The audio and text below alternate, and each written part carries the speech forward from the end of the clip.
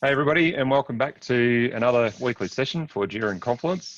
Today, Jose is going to walk us through some macros, page properties macro. Is that right, Jose? That you've been Yes, working right. with. Cool. So I'll hand over to Jose. He's going to share his screen and go from there.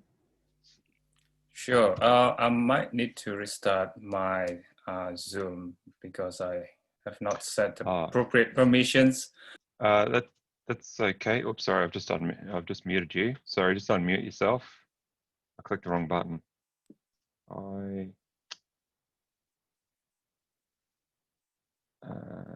Okay, if you can just unmute yourself, Jose. Yep, good. I'm just going to make you host for a minute, and then you should be able to share your screen, I think. So make you host, and then I'll just get you to pass the host back to me when you've finished. There we go. All right. Awesome. Okay. Hi, everyone. As of last week, Paul has shown you things about page properties and what the use case scenarios are about. And today, I'm going to show you how I experiments with the page properties and how we can use page properties hidden tools and then display in the parent page. So let me go into my Confluence instance.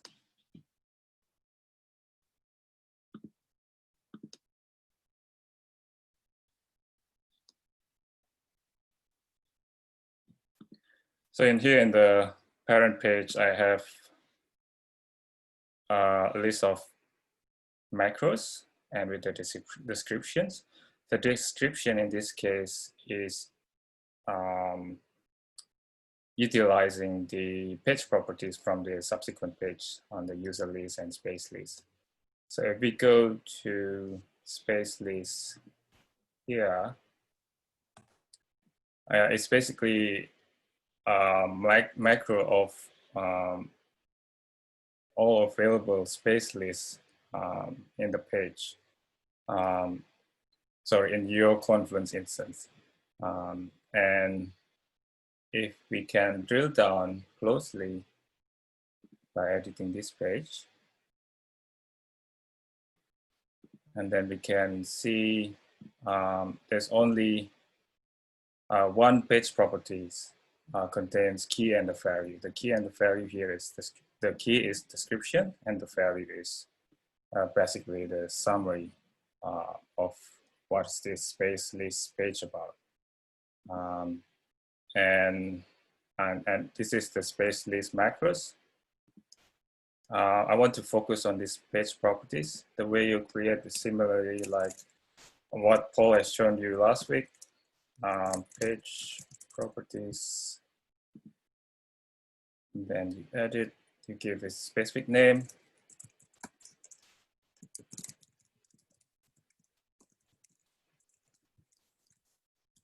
Just need to remember.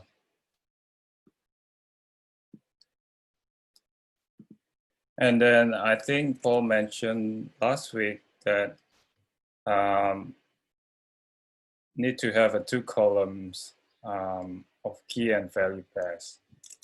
So in this case, I'm only using one key value pairs.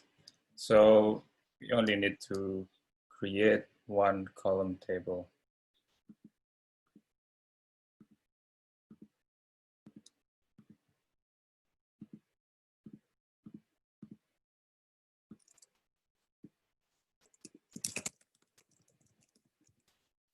So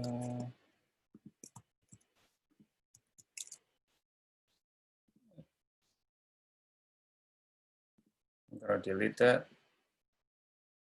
I'm going to save that.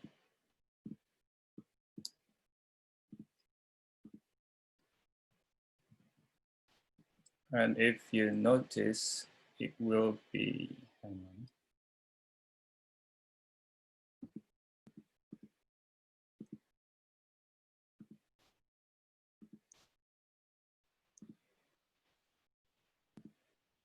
All right, the way to configure in here is to use page properties report. Sorry, might be a bit. I'm skipping one step that's quite important.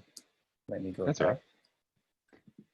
Yeah, for the space list, you need to label it. I think you need to label it.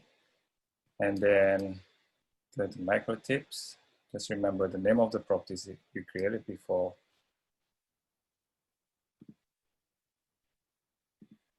And then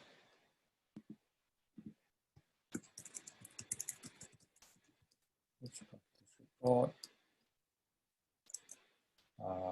macro tips. Yep, we want to be in the current space. Space list property.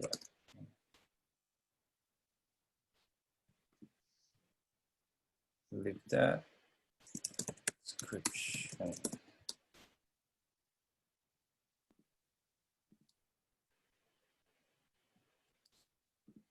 I'm not sure why it's still showing here, even though I have deleted. That's yeah, quite bizarre. So let me delete that. You need to refresh your page. Yeah, probably. Yeah, I thought it would be automatically when I click macro tips, but maybe it's still loading from the case or something. Yeah, and I have another page created here, but basically similar with the macro that lists all the available groups in your current Jira or current Confluence. Sorry, current Jira, because it's using Jira macro. Yeah, hopefully it's useful for anyone. I think the other use case that you can probably utilize the page attributes with the hidden properties is for table of contents and sort of like the how-to articles where people can vote sort of useful page. Yeah, that sort of stuff. Yeah, hopefully it's useful for everyone here. Yeah, good stuff. Well done, Jose. Cheers. And I think it's brilliant to see you guys actually, jumping in and trying this stuff out and playing around with the free instances of Jira and Confluence. It's fantastic. That's exactly what it's here for. So, hey, yeah, Jose, thank you. Jose, that's terrific. It's great. It's a great way of for new starters, as you actually said. This is a macro that actually helps new starters understand how to build macros, and so you've got the space of the list of spaces and the list of users. I like that. It's going to give me. Thank you. Yeah. It's a great opportunity because I'm also kind of at an idling stage with macros, and I think this is a good start. So I'll just a question, Jose. Did you create the lists first so that you can actually refer to them in your macro? Is that what you did? So you had a bunch of that's space. right. Yeah, got it. So yeah, I created the parent with blank page, and then I created the child with the subsequent macros. Excellent. And then, good job. Thank you. Thank you. Good stuff. And welcome, Jeff. Good to have you with us. Yeah, thanks, Paul. Nice to be here, finally. That's good. Well done, mate. Jose, if you could just make me host again. So if you open up the participants panel, then under my name, I think you can I'll expand that out again. You can make me host again. Yep, done. Cool. All right, awesome. Thank you. All right, so I'll share my screen.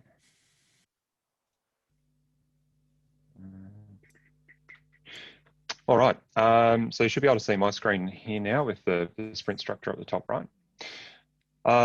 Okay, so last week we were looking back again at, like Jose was demonstrating then, the page properties report, which can pull data through from subpages. In this case, we've got these pages beneath, so ANF Sprint 13 and 14, and it's, like Jose said, in the table under the child page, based on the columns the keys and value pairs that you've got. in the table at the top of the page here. That's the data that'll be pulled through to the other page. And you'll remember that this sprint goals part down here, that's actually a page that's inserted in. So you can build up quite a sophisticated summary here with data pulling through from inserted pages as well, which is pretty cool. I thought today, following on from Jose's demonstration, maybe we could work our way through a range of different macros, if you like, and try them out. So if we go macro, whoops. Let me just plug my keyboard in. Sorry.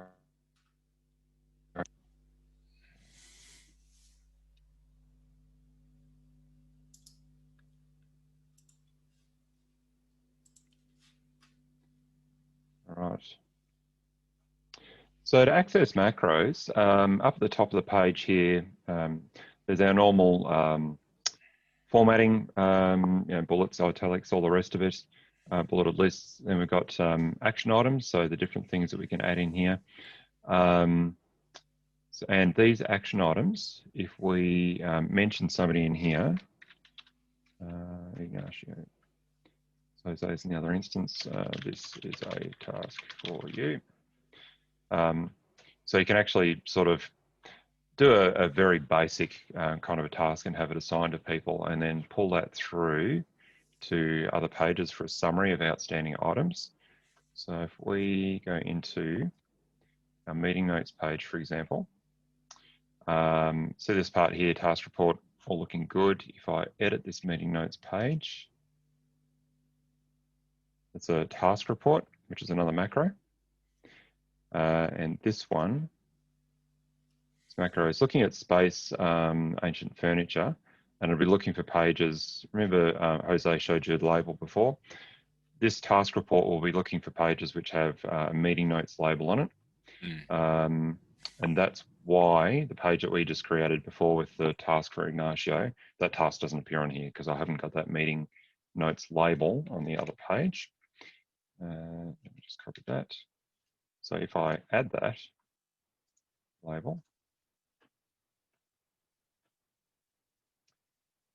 back on our other page, macro play, I'm going to move it out. I think I've shown you before how to move pages around in Confluence, so now you can just click and drag. So this macro page, instead of it being under the sprints area, I'm just going to move it right down and it'll be beneath my meeting notes page. And so macro play, if I want to add a label to this page, say over here on the right hand side, there's a no labels bit. If I click on that little tag, I can paste in. It'll prompt you if there's an existing label that's the same sort. Just got to be really careful with labels. Capitalization will make a difference. And quite often, people might create a label that's got a hyphen in it instead of an underscore or vice versa. So just be careful with the spelling and structure of your labels. If you have data missing, quite often it can be due to the spelling of a label. So now that I've added meeting notes as a label to this page under macro play, if I go back to my meeting notes page, it's going to make a liar of me. Oh, there we go. So that now the task for Ignacio will appear there. And with tasks, you can set due dates and things as well. So that's quite handy. It's a basic sort of task. It doesn't have any workflow or anything like that, like Jira does, but it's handy. Yep. So Paul, Jeff here. Can I just show you something just on that? If you just edit that, and then after the task, after you in the task list, just do double / and choose a date. And the date. And that gives you a due date. And then that'll appear in the other one. And because it had it automatically sorting, it'll appear in that list. Oh, awesome. So it should if you refresh. Yeah, there we go. Really handy. That's brilliant. Yeah, so that's in your very meeting good. notes. So, sorry, go ahead, Jeff. I was just going to say, so we're having meetings with clients. We're assigning, just doing the actions inside there, and just putting that date.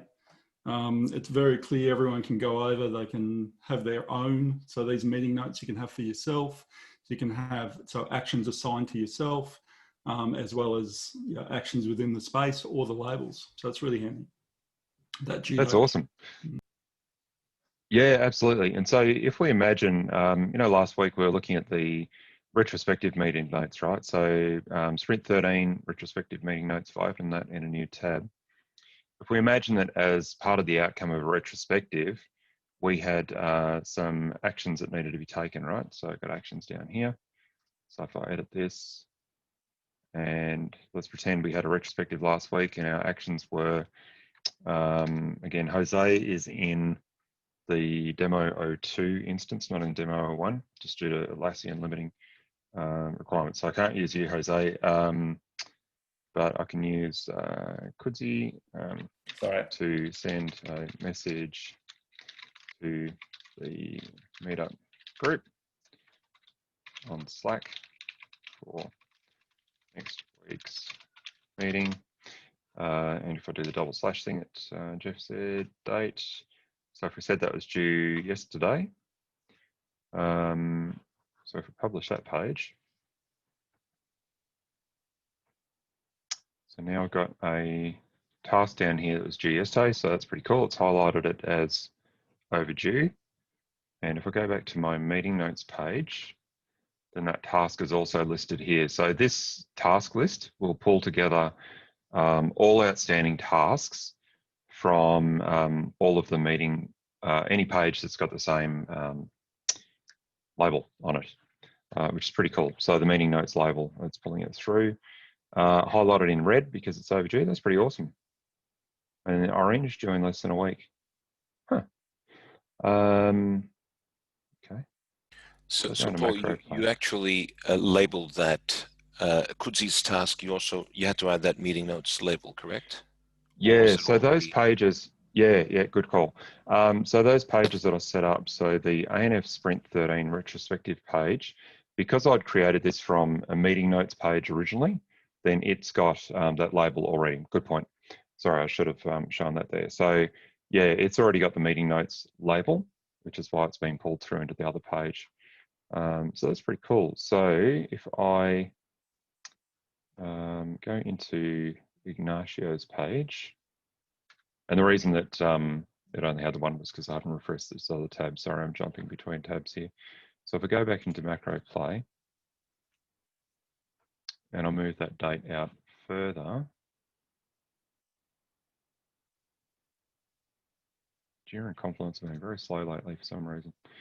So if you move that out a couple of weeks, then I'm guessing it might appear green. Or just no coloring at all. Refresh. Yeah, cool. All right, so so that's really handy, those tasks. That's really cool. And thank you, Jeff, for sharing that. That's awesome. What else we got up here? We can add in hyperlinks. So you can either paste a link to something. So if we had do google.com, you can alternatively display some text if you wanted to. Otherwise, we'll just go with that. If you want to edit a link, you can, if you click on a link when you're editing the page, then you can either edit the link directly. So we'll just add some text here. Google search. The other options there, you can actually go to the link in a new page if you wanted to, which is pretty cool. And you can break the link as well if you wanted to. So it's just unlinked now. And if I don't want to do that, then I can Control Z just to reinstate, to undo. So it's links. You can insert images as well. Now in here, we can upload if we wanted to. I think this was, let's just go with that one. So there's sort of two concepts there. You can upload an image first to Atlassian, and then you can insert it. So it's a two-step thing. It used to be that you would just upload, but then you could end up with heaps of duplicates in your page, in your site, sorry. So that's one way for Atlassian to cut down on storage usage. With the images now, this used to be a little bit different in the old editor view, but you can now get text to wrap around if you want, wrap on the left and wrap on the right, and you can align the image to the left, to the center, or to the right. And when you're resizing, it'll kind of snap to grids. So you can see as I'm moving that, it's changing the lines that it's going to snap to, which is pretty cool. So it's images, and you can put some alternate text in if you want to as well. What else we got? You can mention people. You can either click on that to do it, or you can just start typing. So if you just do an @Ignacio, and anybody who's mentioned on the page will be notified if there's updates to the page and changes to it. I'll take that out, Ignacio, so I don't get spammed, although you're already up there anyway. Emojis, if you want to, you can add in emojis into your page. And then with creating a table, the table editor has changed a bit. There used to be like a table toolbar up the top where you could add columns and rows and etc. This has got a bit more power now than what it used to have, but it's a little bit clunky. If I wanted to copy and paste in, for example, it doesn't sort of work the way that it used to if you want to paste rows in or something like that. But it works all right. So you can, for your cells, you can change cell background if you wanted to. Also under this little drop-down menu, you can insert columns or rows, remove columns and rows. You'll see they're highlighted in pink for what it's going to remove, and you can clear the cells out as well. The overall table, you can remove the entire table if you want to, or you can say whether you want header columns and header rows, for example, and you can also number columns as well. So insert a numbered column in there as well. If I change that cell background back. Paul, yeah. so you got us into macro play. Is macro play a functional aspect, or do you just call this macro play? Let me just call this a macro test page. So this is where I was just going to dump a heap of different macros, right? Oh, got it. Yeah. Sorry. So it's just another No, page sure. that you've set up. Yeah. Okay. Okay. Yeah. Sorry, I should have explained that. No. Oh, cool. I thought I missed something. That's all. No, all good. Yeah, so with tables, you can insert columns this way if you want to. You can also just use Control-Alt arrow keys if you wanted to add columns in before or after, and it's the same thing with adding rows, so Control-Alt and up and down arrow if you want to add columns and rows in. So that's tables. We've got page layouts. So you can insert columns effectively into your page. So by default, it'll go to 2 columns. And you can add 3 columns, or 2/3 on the left, 1/3 on the right, or 1/3 on the left and 2 on the right, or 2 narrow columns on the outside and a big one in the center, etc.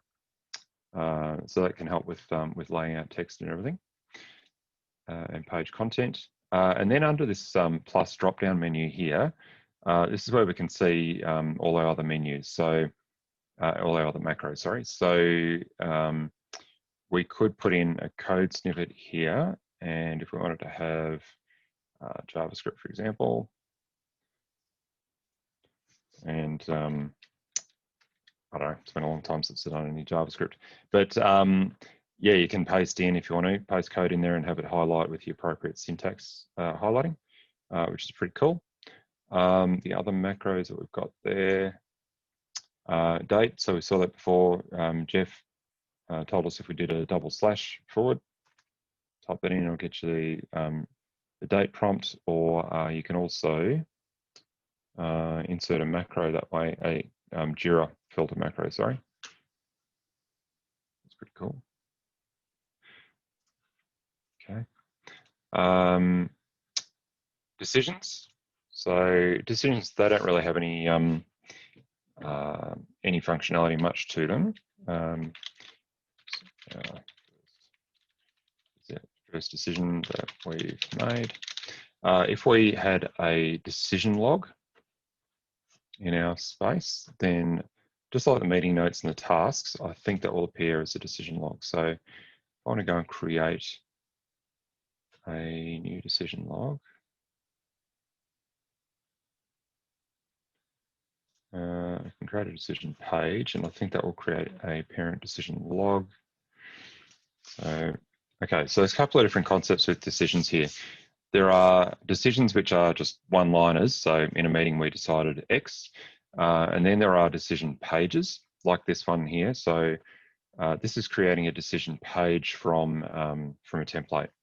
So if we wanted to have a more significant information capture about a decision, then we would create a decision page perhaps. So we might say here, what's our decision? What we're going to look at next week. Who's our owner? Who's our stakeholders? So if we said Kudzi's a stakeholder and JR, I'm not sure if you're in this, yep, you're in this instance. And show when's our decision due? So let's say that it's due 13th, let's say the end of this week. And if we create that decision page, we'll come up with the actual page itself where we can add information in. So we could summarize the decision, for example, this little information box that's at the top. This is another macro. And with this information box, we can say whether we want it to be an information box or a note, which is purple, or success, which is green, warning, which is yellow, and error, which is red. And you can imagine you can use this for, as an example, highlighting risks, issues, assumptions, and dependencies. If you had Jira data being pulled back from Jira into Confluence in a RAID log, and you wanted to have your risks in a pink table and your decisions in a green table, for example, then you can use this macro for that sort of thing. And so continuing on with the decision page, again, this page has been created with a page properties report at the top. So just like Jose showed you earlier, with a column of keys and the right-hand column of values. And then our decision, this template's just got a background, relevant data, a section for options considered. Then again, here's our macro for action items. Then you can summarize your outcome below if you want to. And if I publish that page, remembering this is a decision page made from a template, it's got a label of decisions. And we can see the location that it's put this page is as a child from the page that we were on before. So anytime that you hit that create button, regardless of what the sort of page is, it will create it as a child of the page that you're currently viewing. But you see down the bottom here, it's created this decision log page. So we might have had a decision page as part of one of the meetings that we had, right? But it's created this decision log, and on here, it's got a summary now of these decision pages. So it's pulled back that data of the decision name, what its status is. For some reason it hasn't put our stakeholders in there. That's very interesting. And the other thing I noticed is it doesn't have a label. It's label free, because my question was going to be, if you created that decision page under meeting notes and then you move it, what happens to the relationship of its original parent page? Is that an issue? Yeah, sure.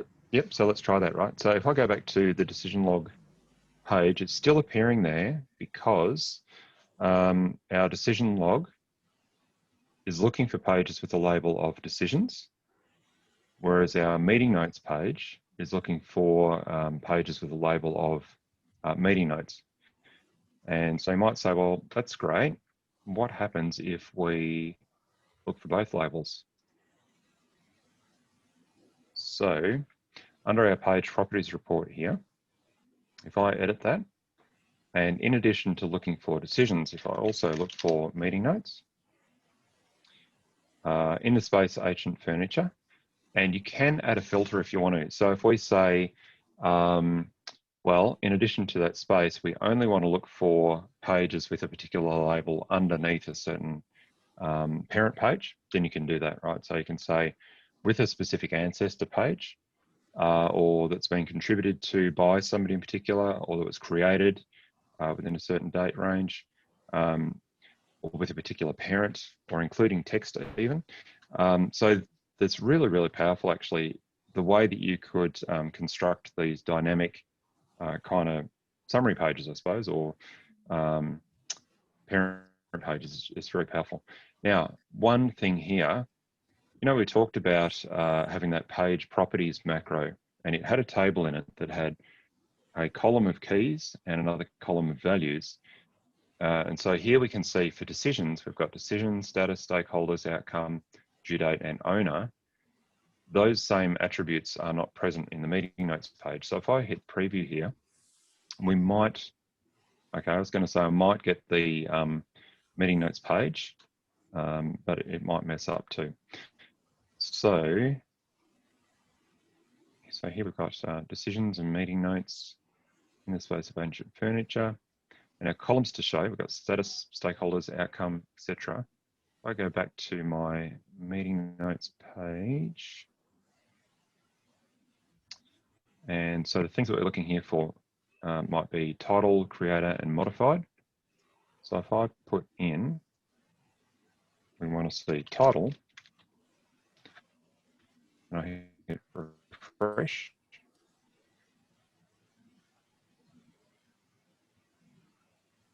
It's quite interesting. Should be pulling back ancient furniture. It should be pulling back that meeting notes page. So it's interesting that it's not. The other bug that I spotted with this template for decision log, you know how when I was looking at the report, the page before, and I said, it's not showing us our stakeholders. So by default, this parent page looks for stakeholders, but our decision page, when it's created that template, if I go into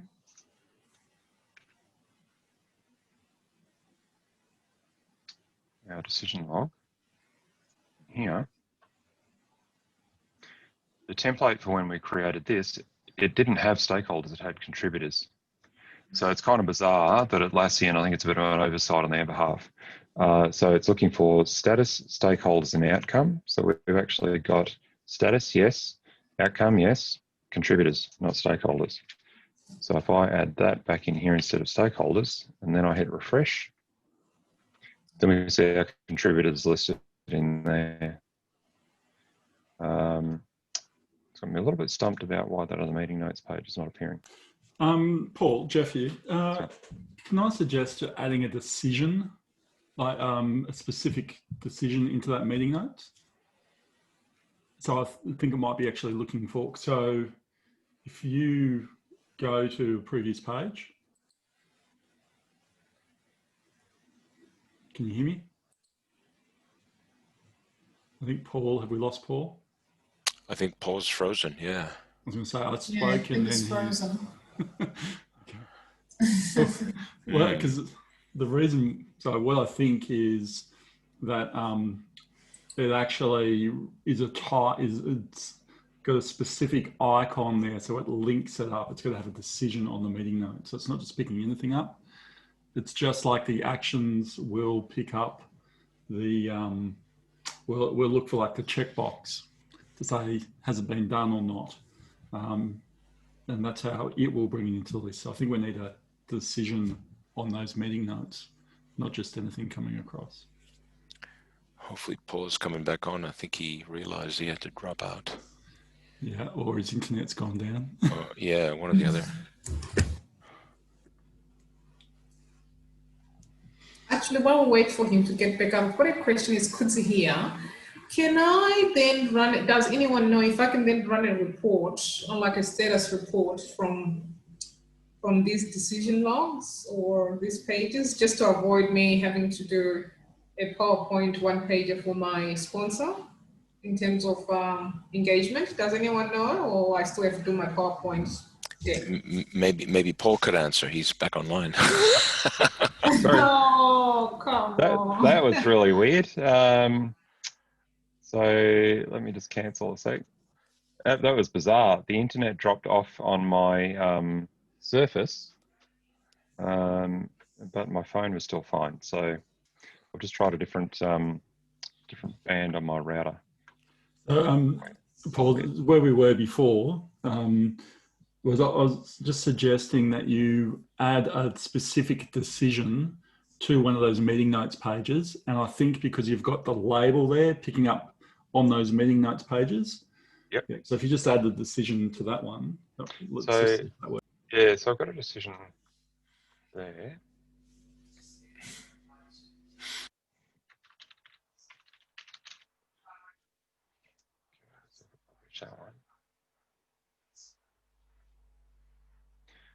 So it's a meeting notes page. We've got our first decision. And just going to reload this page again. Yeah, so it's only pulling back that decision, not the meeting note. I would have thought, because I'm looking for labels of decisions and meeting notes, that it would have pulled it back. But it might be because of the page properties in here. It's a bit of a weird one. Yeah, okay. Sorry, that internet outage has thrown me. Okay. Let's jump back into our macro test page. You happy to keep going with the macros for now? Sure. There was a question. Yeah, Kudzi had a question. Oh, sorry, Kudzi. Yep. Oh, that's all right. Kudzi here. I just had a question, Paul. If I had to, let's say, my day-to-day just want to give my sponsor an update, can I run a report from these pages, just to give them a bit of an indication of my engagement activities from a stakeholder, perspective, or do I still have to do my one-pager PowerPoint deck? Because normally I just spin up a template for my, PowerPoints, my projects, for my those sponsor updates. But I just wanted to know, can I just run a report and yeah, absolutely. So so that's a really good use case for Confluence, right? So if let's imagine we've got, and I think you're talking about having a dynamic status report. yes, right? yes. Yeah, yep, cool. So let's imagine, and let's build this thing together. So I'm just going to clear out some info here. And so we've got a status report of, wow, that was a while ago that we looked at that, 13th of October. And what would be some of the types of items that you'd want to put on your status report, Kudzi? Might have decisions. Might have tasks. What other sorts of things would you want to have on your status report? So decisions, I guess BUs, I would want to have in your, who from that business unit was the contributor or key decision maker, I guess, or who endorsed, the certain task or. Oh, yeah. So like names there. I'm dealing with a sponsor who likes names. Okay, so if I had a decision made by Kudzi and the date that decision was made, so that was made on the 12th. So now it might be able to pull back into our decisions. And on our meeting notes page, we have this macro up here around tasks, right?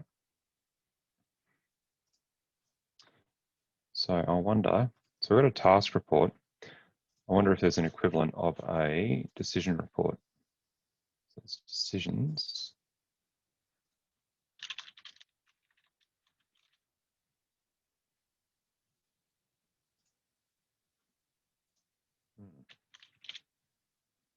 Okay, that's a bit weird. So we can have a task report, but we can't have a decision report. That's not very helpful.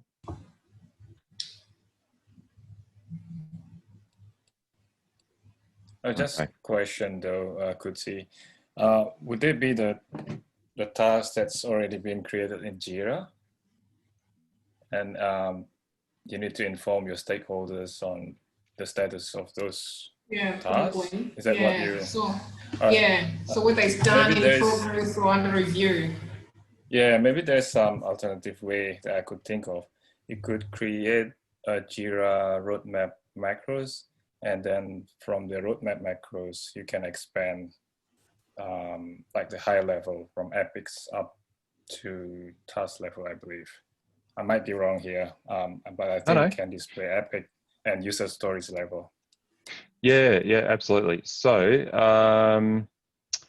so that roadmap macro, that was really cool. So I think you shared that in Slack, didn't you, last time? So if I go to Jira for a second, and so we're looking at Ancient Furniture. Right. And if I go to our roadmap view in Jira. And so we played around with this last week or the week before, I think. And so is it just this URL here that I copy, Jose? Are you using the next-gen project? No, this is classic. The classic one, yes. You need to copy paste the URL. Yep. Just that URL. Okay, Yep. so if I bring that in my status report, and I'll put another heading in here. Oops. Oh, wow, that's pretty cool. So just by pasting that URL, so I've now got live. Oh, wow, that's really cool. That's a good find, Jose. Well done. So live, it's pulling through all of the functionality of the Jira roadmap into my Confluence page. And so here, I can say what status I want to look at. So it'll only bring me back epics where there's work in progress. And I can say I just want to see bugs, so it'll filter out epics that don't have anything, that only have, so I only see epics that have got bugs under them. That's pretty cool. So clear my filters, and I can, okay, look at complete epics, incomplete epics, or all, and I can either toggle on and off dependencies, or toggle on and off progress. That's pretty awesome. So then here in Confluence, yeah, you've got everything there. That's really awesome. So if I export that to PDF, imagine that we had somebody who wanted to see their status reports via email still, because that happens. Then I could export that page to a PDF, and fingers crossed the roadmap. Oh, doesn't export. Okay. Well, it looked very promising until that point. So you just have to get your stakeholders to look at Confluence Codsy instead of working with a PDF. No, that's fine. That's pretty awesome, mate. I'll just do my usual one page in PowerPoint. I was just trying to get rid of PowerPoint. That's all. I can't. Yeah. I think you can. Like, you could always just do a screenshot of your your roadmap. Depends what you want to suggest. Yeah, a screen grab. Yeah, and it depends what you want to see in your status page. Because if you remember, under our sprints over here, right, when we had sprint 13, if we go into our sprint planning meeting notes, then part of the thing that we've got in here is our sprint goals. And if we wanted to see a list of issues, so let's imagine that we want to see the detail of these things, right? So we've got, what I should have done, sorry, I'll just publish this page again. And so imagine that we want to see the detail of these 3 issues here, right? What I might do is open that up. So anywhere that you see a link like this, you can open it and it will run a filter in Jira. And we can see what we've got here, fixed version in 1031, resolution equals unresolved. So I'm just going to make that broader. So I want to see everything that's in that fixed version regardless of status. I'm going to go back into my page. Maybe I'll do this from the status report demo. And when I get my edit button. Okay. So imagine that we had another section down here and we said, we're just going to call this tasks update or tasks required, maybe. Release. Now in here, I can click on my plus button and I can insert a Jira macro. And in my Jira macro, I'm going to paste in my JQL, fixed version in 1031. And that could also be, I can use a URL to a Jira issue if I just wanted to show one particular issue. Or I can put the name of a filter in as well if I had saved a filter previously. So here's the Jira results coming in. And yep, I want to show as a table. I could do it just as an issue count if I wanted to. I'm going to limit to 20 records that are returned. And down here are the attributes that we're going to see. So we've got the issue key, which is the ID, the summary, the issue type, the date it was created, updated, due date, assignee, reporter, priority, status, resolution. And if you click at the end here, then you get a drop down of all the other fields that you could add if you wanted to. Normally in a status report, you wouldn't show, absolutely everything. You might want to have a summary of it. You might want to add in project, etc. One of the downsides of this macro is you can't click and drag these fields around. If you wanted to move reporter for assignee, for example, then you either have to click on this little X or hit your backspace and go, all right, now I want reporter in here and assignee, priority, whatever the other things were. So it's a little bit clunky to have to do that. It'd be good if Atlassian fix that at some stage. That will then give me a summary of the data here, and you get to preview it. So we can say, okay, we've got ANF 124. We've got our key, summary, issue type. I think that issue type column actually a T doesn't really do it for me. Same as a P over here. So I'm going to get rid of those two. So I'm going to get rid of issue type, and I'm going to get rid of priority. So what's it look like now? Yep. Okay, it's a bit better. I can see I'm missing due dates for all of these things. Now if I go publish, then down the bottom it's inserted all the data in here. Anybody who looks at this live, or if you export it to a PDF, they can click on the link and it will take them to the issue in Jira. And you also get a couple of links down the bottom here. You can manually refresh it if you want to. I think the cache time is, I don't know if it's 5 minutes or 30 minutes or something for Confluence pages. But if you make changes in Jira and then you need to update the content of the page, you can just hit refresh. And the 5 issues link there, if I hit that, then it'll just run that query in Jira. So fixed version equals 1031. And then from here, you can go and edit these if you wanted to. So if I click on the first one, I can make whatever changes I want to. And then top right, you can navigate anytime that you run a filter. So you can navigate through. Now we're on issue 2 of those 5. We can make our changes in here. You can link and do whatever you want to do. Then you can return to the search. Right. And then from here also, you can export it if you wanted to. So if you wanted to export to CSV or XML or Word, then you can do that from here too. But in our status report page, yeah, I could then export this to PDF or something, or just have people use it live. So Kudzi, in your situation, if you're going to do away with PowerPoint, would you want to then just share a link to this page so people could self-service for it? Yeah. Or would you, and maybe present it in a meeting as well? Yeah, I'll probably do that. Yeah, okay, no worries. That's okay, no stress. And that's a very good use case, right? Because creating PowerPoints can take a lot of our time. If we've got a monthly steering committee meeting or something like that, and we wanted to recreate data for each one of these sessions, it can be easier just to use a dynamic page and just copy the page each time if you wanted to.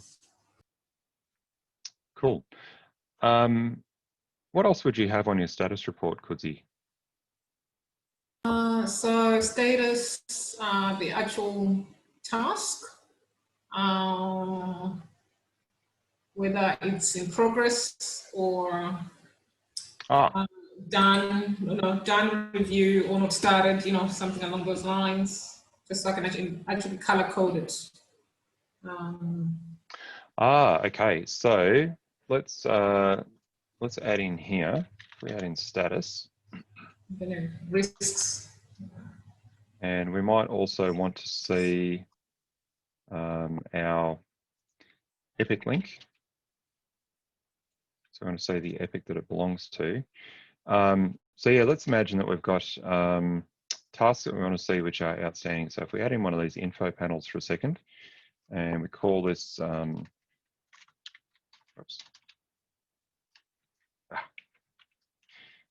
bold tasks outstanding. Then we can grab this macro, we can go Control C, we can paste that in. Okay, no, I can't. Okay, in the old editor, you used to be able to just edit, paste it in. So can I move it? That's so annoying. I think Atlassian got some work to do.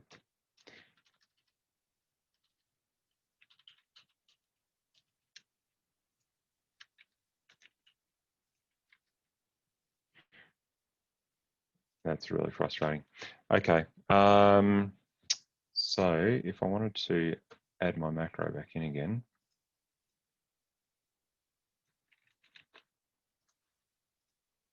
one reason that I used to really like the old editor was you could just create these panels and copy and paste them and just edit as you wanted to. So I'll paste that back in there now.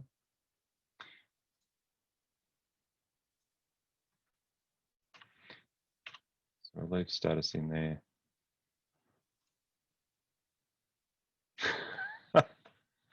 Okay, so the newer editor, folks, really sucks. You used to, the old one's much better. So maybe let's go and create ourselves an old style page.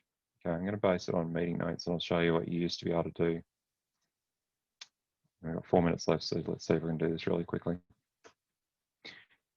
So instead of copying meeting notes, I'm going to call this our old status report. Anyway, I'm just going to get rid of these on macros for a second. And now I'm going to put in an info bar. Outstanding. In here, I'm going to add in a Jira issue or filter.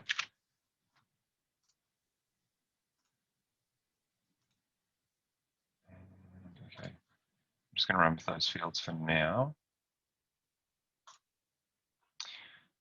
So that one's an info one. This is what you used to be able to do in the old editor, right? So if I had tasks outstanding and I want to, instead of having an info one, if I wanted to put in another macro, which was an error, Confluence content, info, okay, so info, maybe you go warning. Now I'll make this task outstanding. Grab that there.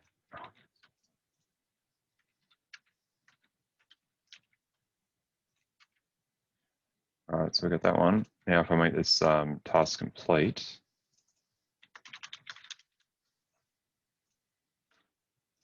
I'm going to edit my Jira. So fixed version is that, and resolution is not equal to unresolved. Okay, so it's just going to show me the ones that are complete. And the warning ones,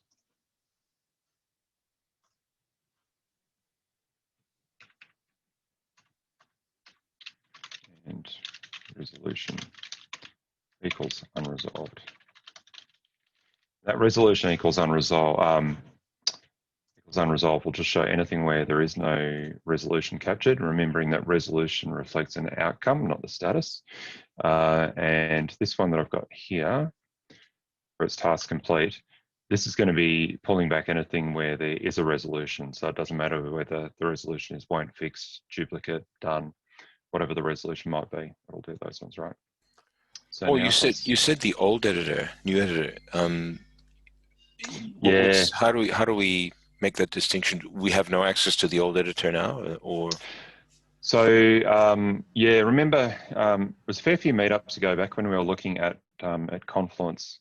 We were talking about the old editor and the new one, and the way to tell whether you're in the old one or the new one, when you edit a page in the old editor, publish will appear down in the bottom right hand corner here, right? In a new page, publish appears in the top right hand corner here.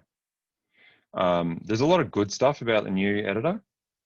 But one thing that I really miss about the old one is just being able to copy and paste macros and to be able to nest things in as well. So, you know, when we were looking at this parent sprints page, and we can embed, you could even put this inside an expandable or collapsible macro, so you can like nest macros within each other.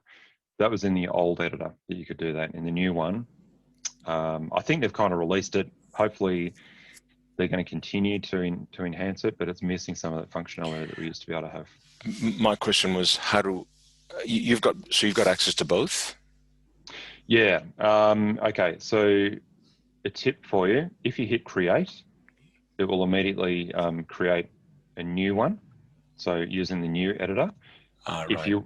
If you want to go to the old editor, what you can do, any of these automatically created pages, so the meeting notes page, that parent page, you know, when we created a decision page before, it automatically created a parent decision log page, right?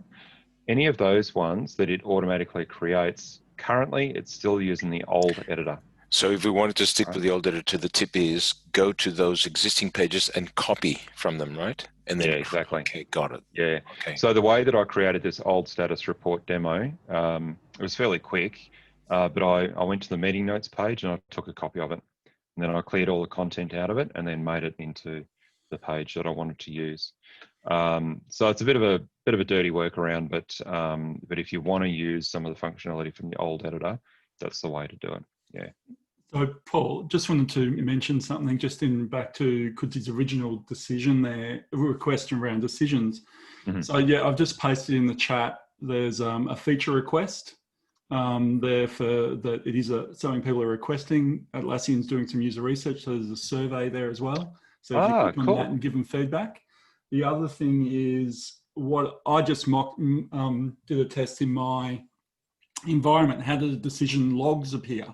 How does Atlassian actually put them? So all they are so I'm just going to bring it up on mine, is they're just a page properties report. So if, Kudzi, you had a decision a decision was a page, and what you might want to do is actually do, okay, a decision was made in a meeting, so you could just sort of possibly just have a page there, a child of the meeting notes, and then what you could do is use a page properties macro to then grab those together. The issue to then present them in the status report. The thing you got to think about though is at the moment, when I was just having a quick look at it, it didn't have a timing, because I would like to show reports made in the last last 30 days or something since last report or something like that. So a workaround for that might be another label, show in report, and remove it from your decisions. That's a manual way of getting it. It's better than nothing, but there might be other ways that you can try. Did that make sense? Yes, it did, actually. Yeah, I like the idea of a child underneath, child and a page underneath the actual decision. Yeah, so they've already got that now, so you could just create the child decision. And then, and what I actually did, as Paul suggested, what I did was just grab the decision log and just went, right, make a copy of that. That's going to be my status report. And, and then I went, oh, what is that? What is the actual macro they're using? And that's where I went, oh, it's a page properties report, right? So there's different ways of skinning a cat. Yeah, cool. No, thanks for that. I appreciate that, Jeff. Thank you. All right. Sorry, my headphones dropped out there for a second. Can you hear me again now? Yep. Yep. Cool. Yep. No worries. Yeah, that's awesome, Jeff. Thank you for that. Yeah, that's cool. So I think we're out of time today. I love the way that everybody's starting to contribute and join in. I think that's fantastic, right? And that's what this meetup is all about. People sharing their knowledge and their experience and tips and tricks and stuff. So good work, Jose, and everybody for jumping in and contributing. Jeff as well. That was fantastic. All right, thanks very much, everybody, and I'll stop recording.